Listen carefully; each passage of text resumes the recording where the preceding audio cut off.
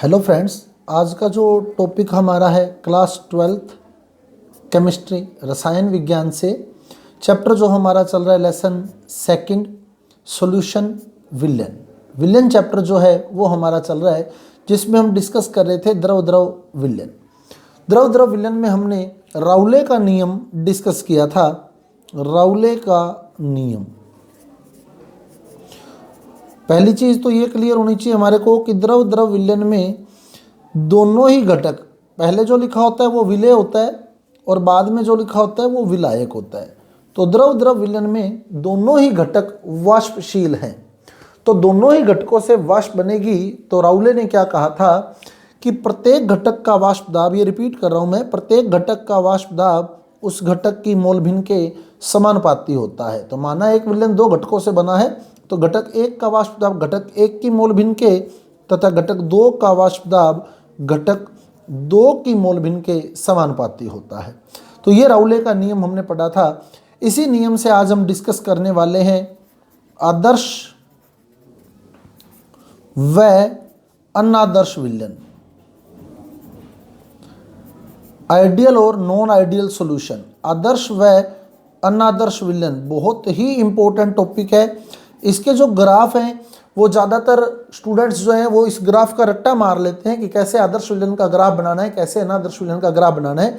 आज मैं आपको एक एक वर्ड इस ग्राफ का क्लियर कर दूंगा कि कैसे ये ग्राफ आदर्श विलयन का तैयार होगा, कैसे ग्राफ अनादर्श विलयन का तैयार होगा।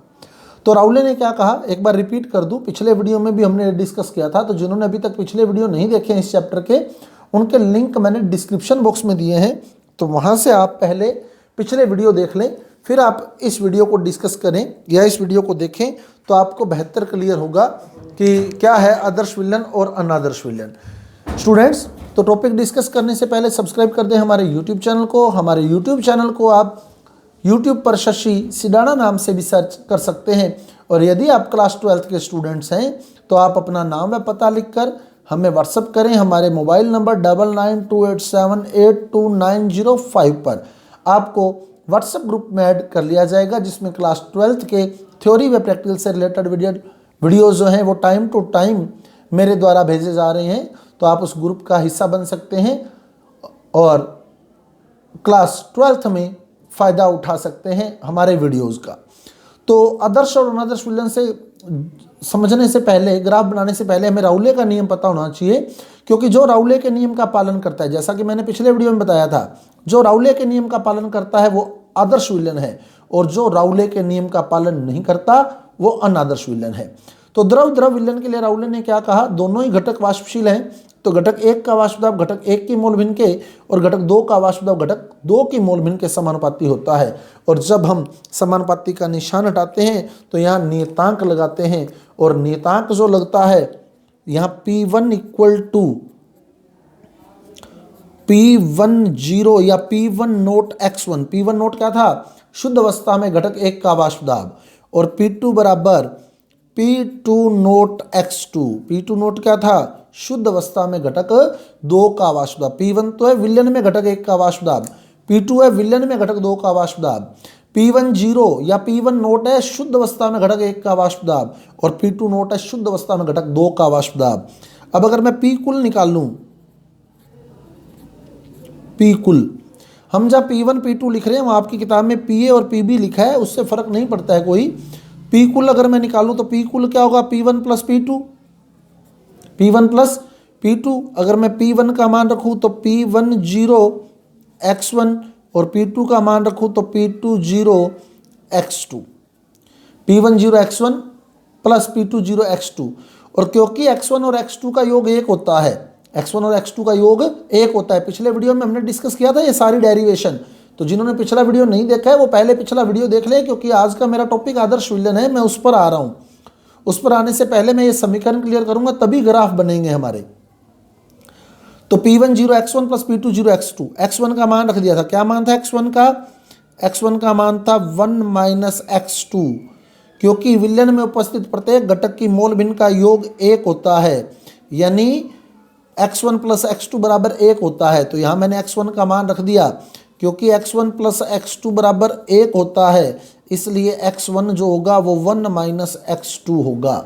तो यहाँ मैंने x1 का मान रख दिया 1 माइनस x2, ब्रैकेट को ओपन कर लें, क्या बनेगा P10 minus P10 x2 plus P20 x2। अब इन दोनों में से x2 कॉमन आ जाएगा तो क्या बनेगा P कुल बराबर P10, इन दोनों में x2 कॉमन आ रहा है, प्लस वाला पहले लिख लें x2 ब्रैकेट में P20 minus P10, P20 minus P10, plus वाला पहले लिख लिया, माइनस वाला बाद में। इस प्रकार राउले के नियम से हमारे पास ये रिजल्ट निकल गया। ये राउले का नियम है, राउले के नियम की समीकरण है। और जो इस समीकरण का पालन करते हैं, यानी जो राउले के नियम का पालन करते हैं, वो आदर्श विलयन कहलाते हैं। आदर्श विलयन। तो आदर्श विलयन का ग्राफ कैसे बनता है वो देखें। ये पी कुल है, पी कुल यानी वाष्प दाब। अब मैं ग्राफ बना रहा हूं यहां आदर्श विलयन के लिए। आदर्श विलयन के लिए ये ग्राफ अगर आपको समझ आ गया तो आपको हर पॉइंट क्लियर होने वाला है, और बहुत ही आराम से मैं आपको क्लियर करूंगा। आप लोग प्रयास कीजिएगा कि आपको एक एक वर्ड क्लियर हो जाएगा। पी कुल यानी वाष्प दाब, वाष्प दाब। और ये x2 यानी घटक 2 के मोल भिन्न x2। तो इस प्रकार वाष्प दाब और घटक 2 के मोल भिन्न के बीच में ग्राफ बना रहा हूं। इस पॉइंट पर x2 का मान 0 होगा, ये बेस पॉइंट है, बिल्कुल यहां से स्टार्ट होता है ग्राफ हमारा, तो x2 का मान 0 होगा। अब आप देखें जब x2 का मान 0 है तो x1 का मान 1 होगा, तो यहां x1 बराबर 1 होगा। क्लियर। x2 बराबर 0 है तो x1 का मान 1 होगा। x2 बराबर 0 है तो इसका मतलब घटक 2 यहाँ है ही नहीं, इस पॉइंट पर घटक 2 है ही नहीं, यानी घटक 1 है सिर्फ। तो ये शुद्ध अवस्था में घटक 1 है, शुद्ध अवस्था में घटक 1। और शुद्ध अवस्था में घटक 1 का जो वाष्प दाब होता है वो P10 से लिखा जाता है। तो मानना इस बिंदु पर वाष्प दाब जो है P10। अगर मानना नहीं चाहते तो आप यहाँ वैल्यू पुट कर सकते हैं। देखो यहाँ इस जगह आप पुट करके देखें, पी कुल निकालना है आपने, वाष्प दाब निकालना है आपने, तो आप पुट करके देखें यहाँ पी कुल निकाल के देखें। x2 का मान 0 है तो ये सारा 0 हो जाएगा, ये 0 हो गया। x1 का मान 1 है तो x1 का मान 1 आएगा। तो आप जब पी कुल सोल्व करें तो पी कुल बराबर P10 आएगा, यानी वाष्प दाब P10 के बराबर होगा। तो ये मैंने वाष्प दाब P10 के बराबर लगा दिया। क्लियर। तो ये निशान लग गया हमारे पास पहले वाष्प दाब का।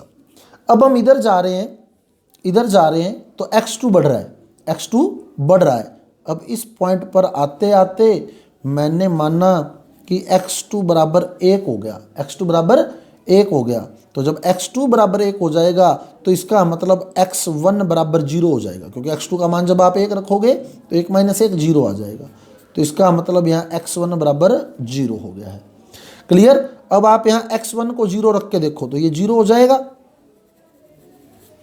x1 को 0 रखोगे तो ये 0 हो जाएगा, क्योंकि P1 इंटू 0 0, और x2 को 1 रखोगे तो P20 इंटू 1 P20 आ जाएगा, यानी P कुल P20 के बराबर होगा। तो इस पॉइंट पर मैंने मान लिया कि जो वाष्प दाब है वो P20 के बराबर है। क्लियर। अब आप देखें मैंने P10 यानी घटक 1 का वाष्प दाब थोड़ा कम रखा है, घटक 2 का वाष्प दाब ज़्यादा रखा है। तो मैं यहाँ एक लाइन लिख देता हूँ कि घटक 2 माना घटक 1 से अधिक वाष्पशील है, घटक 2 घटक 1 से अधिक वाष्पशील है। तो जो ज़्यादा वाष्पशील होगा उसका वाष्प दाब भी ज़्यादा होगा। तो यहाँ मैंने घटक 2 को ज़्यादा वाष्पशील माना है तो घटक 2 का वाष्प दाब भी ज़्यादा कर दिया है। अब आप देखें इस पॉइंट पर x2 क्या था, 0 था, x2 0 था। अब आप इस समीकरण को देखें, जब x2 0 था इस पॉइंट पर तो P2 भी 0 था, P2 भी 0 था। और यहाँ आते आते x2 बराबर 1 हो गया। तो जब x2 बराबर 1 हो गया तो x2 को जब आप 1 रखेंगे तो P2 0 के बराबर हो जाएगा, यानी इधर आप जा रहे हैं तो x2 बढ़ रहा है, और हमने पढ़ा था जब x2 समानुपात P2 समानुपाती होता है x2 के, यानी जब x2 बढ़ रहा है तो P2 भी बढ़ेगा, x2 बढ़ रहा है तो P2 भी बढ़ेगा, और जब x2 का मान 1 हो जाएगा तो P2 0 के बराबर हो जाएगा, यानी ये लाइन बनी है आपकी P2 की। तो इधर जा रहे हैं तो x2 बढ़ रहा है, x2 बढ़ रहा है तो P2 भी बढ़ रहा है, और यहाँ आते आते x2 बराबर 1 हो गया, x2 बराबर 1 हो गया, तो जब x2 बराबर 1 हो गया तो P2 0 के बराबर हो गया है।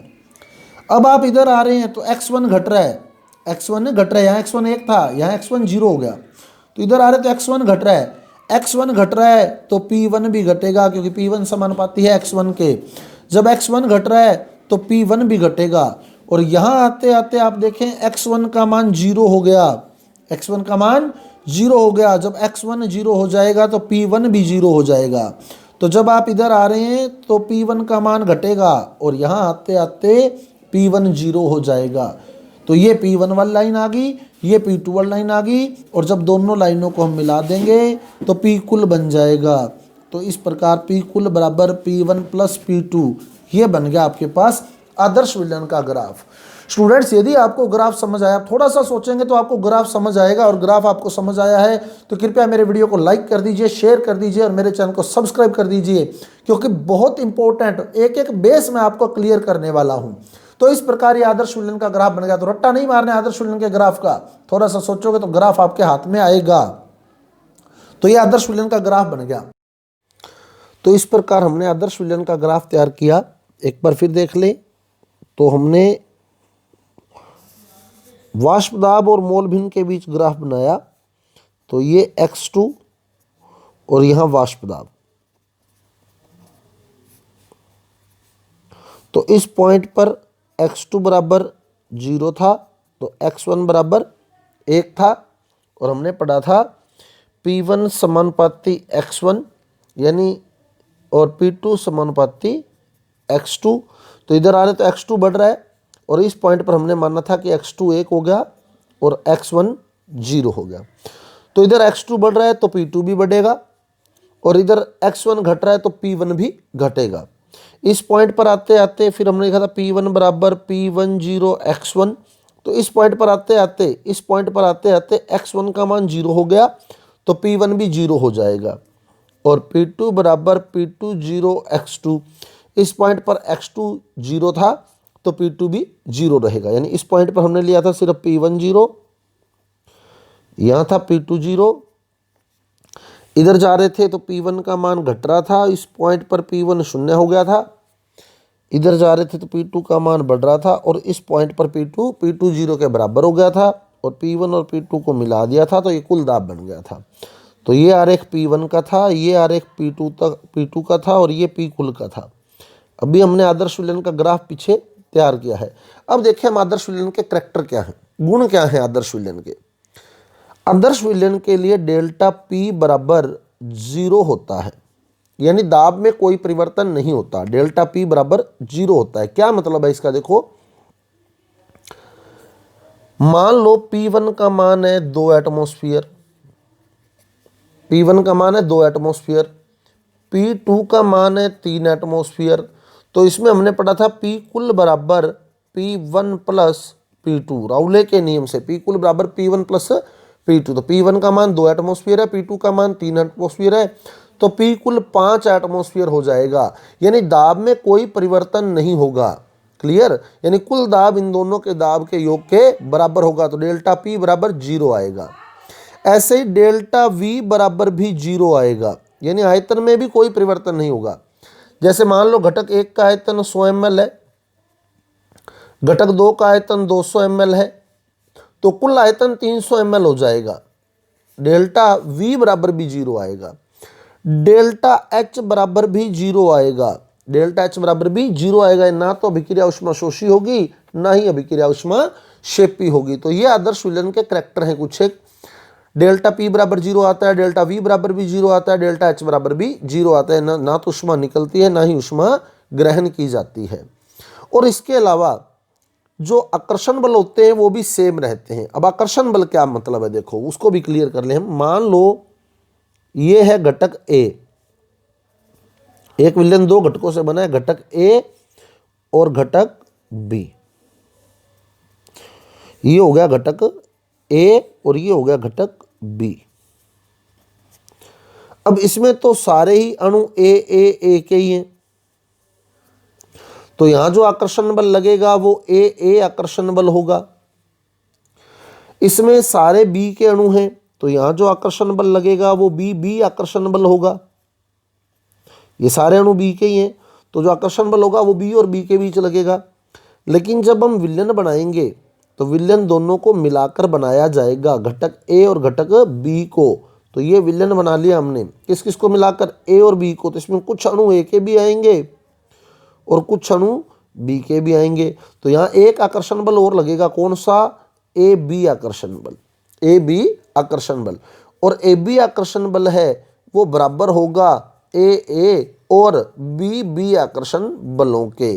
तो ये आदर्श विलयन होते हैं जिसमें ए बी आकर्षण बल यानी विलयन में विलय और विलायक के बीच आकर्षण बल विलय और विलायक आकर्षण बल के बराबर होता है। ये होते हैं आदर्श विलयन के गुण। अब देखें हम आदर्श विलयन का उदाहरण क्या है। आदर्श विलयन के उदाहरण, सेम टू सेम चीजें मिलानी है। जैसे अल्कोहल में अल्कोहल मिलानी है, मेथेनॉल प्लस एथेनॉल। मेथेनॉल भी अल्कोहल है, एथेनॉल भी अल्कोहल है, अल्कोहल में अल्कोहल मिला दी। N hexane plus n heptane, alkane में एल्केन मिला दी। N hexane plus n heptane, alkane में एल्केन मिला दी, आदर्श विलयन बन गया। क्लोरोबेंजीन प्लस ब्रोमोबेंजीन, तो हेलो एरीन में हेलो एरीन मिला दी। क्लोरो भी हेलोजन है, ब्रोमो भी हेलोजन है, तो क्लोरोबेंजीन प्लस ब्रोमोबेंजीन। तो सेम में सेम मिलाओगे तो आदर्श विलयन बनेगा। अल्कोहल में अल्कोहल मिला दो, आदर्श विलयन। एल्केन में एल्केन मिला दी, आदर्श विलयन। हेलो एरीन में हेलो एरीन मिला दी, आदर्श विलयन। एल्किल हैलाइड में एल्किल हैलाइड मिला देंगे, आदर्श विलयन बनेगा। क्लियर, ये आदर्श विलयन के उदाहरण आ गए। तो आदर्श विलयन क्या थे, जो राउले के नियम का पालन करते हैं वो आदर्श विलयन कहलाते हैं, और जो राउले के नियम का पालन नहीं करते वो अनादर्श विलयन कहलाते हैं। जो राउले के नियम का पालन नहीं करते वो अनादर्श विलयन कहलाते हैं। तो आदर्श विलयन के लिए क्या था, डेल्टा पी बराबर 0। अनादर्श विलयन के लिए क्या होगा, ये आदर्श विलयन का था, डेल्टा पी बराबर 0, डेल्टा वी बराबर 0, डेल्टा एच बराबर 0। ए आकर्षण बल जो होता है वो ए बी और बी बी के बराबर होता है। लेकिन अनादर्श विलयन के लिए delta P not equal to 0, delta V not equal to 0, delta H not equal to 0, और ए बी आकर्षण बल है जो ए और बी बी आकर्षण बलों के बराबर नहीं होगा। तो ये विलयन बन जाएंगे अनादर्श विलयन। आदर्श विलयन का डेल्टा पी बराबर 0 था, डेल्टा वी बराबर 0 था, डेल्टा एच बराबर 0 था, लेकिन अनादर्श के लिए ये बराबर नहीं होता। अब कॉमन सी बात है, जब बराबर नहीं है तो क्या होगा, तो दो स्थितियां बनेंगी।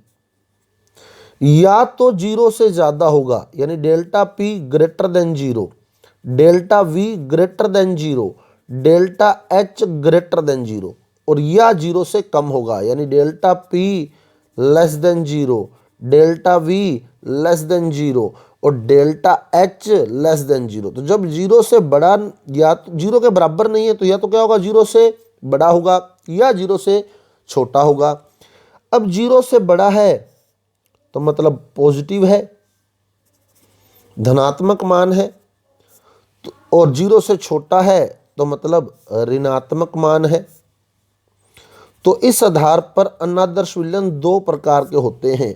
एक तो वो जो राउले के नियम से धनात्मक विचलन दर्शाते हैं, और दूसरे वो जो राउले के नियम से ऋणात्मक विचलन दर्शाते हैं। क्लियर। तो अनादर्श विलयन, आदर्श विलयन में क्या था, ये सारे इक्वल टू 0 थे, लेकिन अनादर्श में ये नॉट इक्वल टू 0 आएंगे। नॉट इक्वल टू 0 आएंगे तो ग्रेटर देन 0 या लेस देन 0 आएंगे। ग्रेटर देन 0 है तो मतलब पॉजिटिव आंसर आएगा, और लेस देन 0 तो मतलब नेगेटिव में आंसर आएगा। पॉजिटिव में आएगा तो धनात्मक विचलन है, नेगेटिव में आएगा तो ऋणात्मक विचलन है। अब पॉजिटिव का मतलब क्या, देखो पॉजिटिव डेविएशन का मतलब क्या है कि वाष्प दाब बढ़ गया है, वाष्प दाब बढ़ गया है तो पॉजिटिव डेविएशन है। अब हमने जो ग्राफ बनाया था सारे वही रहेंगे, x2 और वाष्प दाब के बीच बनेगा। यहाँ x1 बराबर 1 आएगा, x2 बराबर 0 आएगा, यहाँ x1 बराबर 0 आएगा, x2 बराबर 1 आएगा, ये x2 हो गया, ये वाष्प दाब हो गया। पहले ग्राफ कैसा था,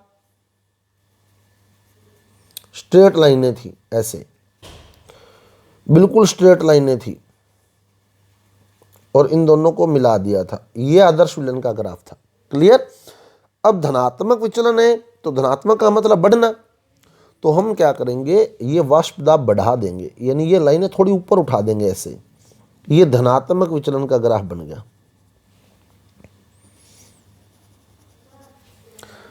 क्लियर। ये धनात्मक विचलन का ग्राफ बन गया हमारे पास। वो लाइनें जो थोड़ी पहले आदर्श विचलन था, वो पहले आदर्श विचलन वाले डॉट डॉट से दिखा देने हैं।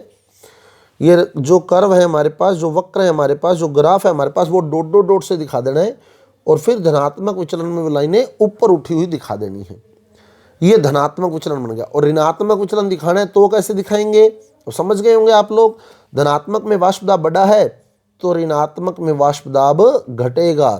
तो पहले तो वही आदर्श विचलन वाला ही वक्र दिखाना है हमारे को सारे, पहले तो उसी तरह आदर्श विचलन वाले कर्व ही दिखाने हैं। तो पहले आदर्श विचलन वाले कर्व दिखा दिए। क्लियर। अब ऋणात्मक विचलन कैसे दिखाएंगे, वाष्प दाब में कमी कर देंगे। अभी क्लियर करने वाला हूं आपको कि इसका क्या मतलब है और ऐसा क्यों हुआ है। ये ऋणात्मक विचलन आ गया। क्लियर। धनात्मक विचलन में वाष्प दाब बढ़ा देना है, ऋणात्मक में वाष्प दाब घटा देना है। मतलब क्या है, देखो होता क्या है, यहां वाष्प दाब बढ़ा, क्यों बढ़ा, क्योंकि जब हमने विलयन बनाया था, यहां ए और ए के बीच आकर्षण बल था, यहां बी और बी के बीच, जब हमने विलयन बनाया तो एक आकर्षण बल आया, कौन सा, ए और बी के बीच। ये आकर्षण बल दुर्बल हो गया, ए बी आकर्षण बल जो था वो दुर्बल हो गया, ए बी आकर्षण बल दुर्बल हो गया, तो ये वाला बंध जल्दी टूट जाएगा। जल्दी टूट जाएगा तो वाष्प ज्यादा बनेगी। बीबी प्रबल था, बीबी और ए बी से अगर प्रबल हो, यानी ए बी दुर्बल हो तो ये जल्दी टूट जाएगा। जल्दी टूट जाएगा तो वाष्प ज्यादा बनेगी, जिससे वाष्प दाब बढ़ जाएगा। तो ये वाष्प दाब बढ़ गया है। यानी धनात्मक विचलन वाले में ए आकर्षण बल और बी आकर्षण बल ए बी से प्रबल होते हैं, यानी ए बी आकर्षण बल दुर्बल होता है, जिससे ए और बी वाला बल जल्दी टूट जाता है और वाष्प ज्यादा बनती है। ज्यादा बनती है तो धनात्मक विचलन आ जाता है, यानी वाष्प दाब बढ़ जाता है। क्लियर। वहीं अगर ए बी आकर्षण बल प्रबल हो जाता, ए बी आकर्षण बल प्रबल हो जाता, तो जब ए बी प्रबल हो जाता तो ये टूटता नहीं तो वाष्प नहीं बनती, अब कम बनती तो वाष्प दाब में कमी आ जाती, यानी ऋणात्मक विचलन आ जाता। तो जब ए बी आकर्षण बल दुर्बल होता है, यानी हम कह सकते हैं ए और बी ए बी से प्रबल होता है तो धनात्मक विचलन आता है, और जब ए बी प्रबल हो जाता है तो ऋणात्मक विचलन आता है। उम्मीद करता हूं आप लोग समझ लेंगे भाई, ए बी दुर्बल है तो जल्दी टूटेगा तो वाष्प ज्यादा बनेगी। ए बी प्रबल है तो वो आसानी से नहीं टूटेगा तो वाष्प कम हो जाएगी तो वाष्प दाब भी कम हो जाएगा। तो ये ऋणात्मक विचलन आ गया, ये धनात्मक विचलन आ गया। अब आप देखें आयतन में क्या परिवर्तन आया। यहां ए और बी प्रबल थे और ए बी दुर्बल था तो वो जो ए और बी होंगे वो एक दूसरे से दूर दूर रहेंगे। दुर्बल है तो मतलब दूर दूर रहेंगे तो आयतन बढ़ेगा। यानी अगर मान लो V1 100 ml है, V2 200 ml है, तो जो V कुल आएगा वो 300 ml से ज़्यादा आएगा, क्योंकि ये प्रबल था, ये भी प्रबल था, लेकिन जो ए बी बना वो दुर्बल हुआ तो थोड़े दूर दूर रहेंगे तो आयतन में वृद्धि हो जाएगी, यानी delta V is greater than 0। और यहाँ अगर मान लो ऋणात्मक विचलन होता, ऋणात्मक कब होता, जब ए और बी के बीच का बल प्रबल हो जाता, तो यहाँ आयतन 300 ml से कम हो जाता। यहाँ आयतन जो होता 300 ml से कम हो जाता। इस तरह का क्वेश्चन आया भी हुआ है IIT के पेपर में। मैं क्वेश्चन बताता हूँ आपको क्या था, पहले इसके उदाहरण देख लें। धनात्मक विचलन के उदाहरण देखें। मैथेनॉल में अगर मैं जल मिला दूं, जल प्लस मैथेनॉल धनात्मक विचलन है। जल प्लस एथेनॉल या एथेनॉल प्लस जल धनात्मक विचलन है। मैथेनॉल प्लस कार्बन टेट्राक्लोराइड धनात्मक विचलन है। तो इस तरह कुछ उदाहरण आपने तैयार करने। और यहां सबसे इंपॉर्टेंट एग्जांपल है क्लोरोफॉर्म प्लस एसीटोन का। इसी से ही क्वेश्चन आया हुआ है IIT एग्जाम में। Chloroform plus acetone. क्वेश्चन क्या था, देखो क्वेश्चन था कि 100 ml क्लोरोफार्म, मैं जो ए बी ले रहा हूं ना वहां उसने क्लोरोफार्म दिए थे, 100 ml क्लोरोफार्म और 200 ml एसीटोन को मिलाया गया। 100 ml क्लोरोफार्म और 200 ml एसीटोन को मिलाया गया तो प्राप्त विलयन का आयतन होगा। तो बहुत से स्टूडेंट थे जिन्होंने ये बोला कि सर ये क्वेश्चन तो बहुत आसान था कि 100 ml क्लोरोफार्म है, 200 ml एसीटोन है, तो दोनों को मिला देंगे तो 300 ml बनेगा विलयन। लेकिन नहीं, वो आंसर गलत था, 300 ml नहीं बनेगा। क्यों नहीं बनेगा? क्योंकि क्लोरोफार्म और एसीटोन का विलयन जो होता है वो ऋणात्मक विचलन दर्शाता है।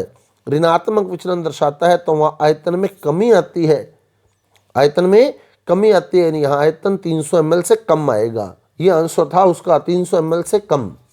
तो ये ध्यान रखें, थोड़ा सा सोचने की बात है कि प्रबल आकर्षण बल है ए और बी के बीच, तो ए बी पास पास रहेंगे तो आयतन में कमी आ जाएगी। दुर्बल आकर्षण बल है तो वो दूर दूर रहेंगे तो आयतन में वृद्धि हो जाएगी। तो ये थे स्टूडेंट्स हमारे आदर्श और अनादर्श विलयन। यदि आपको हमारा वीडियो समझ आया है, अच्छा लगा है, तो कृपया हमारे वीडियो को लाइक कीजिए, शेयर कीजिए और हमारे चैनल को सब्सक्राइब कीजिए। साथ ही साथ बेल आइकन का बटन भी ऑन कर दीजिए, क्योंकि आगे ऐसे ही आपके लिए महत्वपूर्ण वीडियो अपलोड होने वाले हैं। क्लास 12th के जो भी स्टूडेंट्स मेरे साथ जुड़े हुए हैं वो ज़्यादा से ज़्यादा इस वीडियो को शेयर करें ताकि सभी स्टूडेंट इसका बेनिफिट ले सकें। तो मिलते हैं अगले वीडियो के साथ। धन्यवाद।